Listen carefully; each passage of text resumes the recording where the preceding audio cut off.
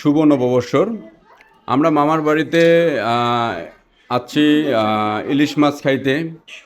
নববর্ষর উপলক্ষে আমাদেরকে দাওয়াত করছে। আমরা খালাতো ভাই মধু আছে, জয় আছে, কাজী আছে। কাজী, আসলে কিরকম লাগতেছে মামার বাড়িতে? মামা দাওয়াত দিছে, তুমি খাইতে আসছো, তোমার কিরকম লাগতেছে? আসলে মোটামুটি ভালোই আমার ফিলিংস করতেছে।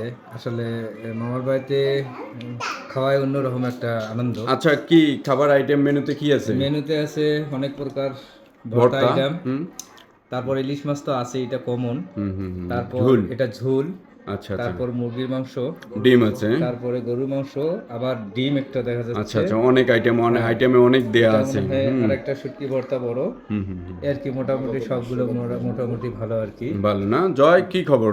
তুমি খাওয়া শুরু করে দিছো? আমি খাওয়া শুরু করছি। আমার তাই না? কাছে তুমি আর সামলাইতে পারো নাই? পাট শাকটা খুব ভালো লাগছে। তাই তাই, পাট শাক অনেক ভালো লাগছে, তুমি সামলাইতে পারো নাই, খাওয়া শুরু করে দিছো। হ্যাঁ, অবশ্যই। হুম হুম। এত মধু, মধু কি? ও, খাওয়ার পরে বিসমিল্লা কও নাকি? বিসমিল্লা কয়ে খাও।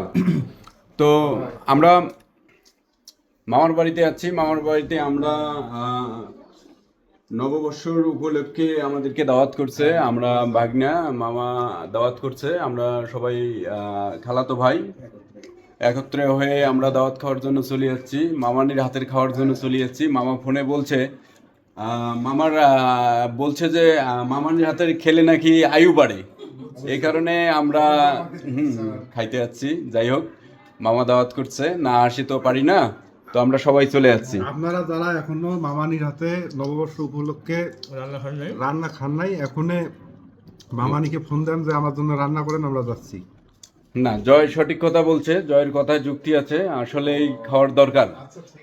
আমাদের যেহেতু নববর্ষর পয়লা বৈশাখটাকে আমরা আমাদের বাঙালি হিসেবে বাংলাদেশে বসবাস করি, সেই হিসেবে আমাদের পয়লা বৈশাখটাকে অবশ্যই মানা দরকার এবং পয়লা বৈশাখের রীতি রেওয়াজ একটু আমাদেরকে মেনে চলা দরকার। তাহলে আমাদের সব কিছুই ঠিক থাকবে, বা আমরা বাঙালি হিসেবে আমাদের পরিচয়টা আমাদের ঠিক থাকবে। আমরা চাই আমাদের মামা মামি প্রতি নববর্ষ উপলক্ষে আমাদেরকে এইভাবে স্মরণ করুক।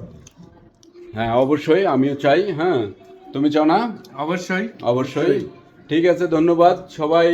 তো আপনারাও সবাই মামানিকে ফোন দিয়ে দাওয়াত নেন। আল্লাহ হাফেজ।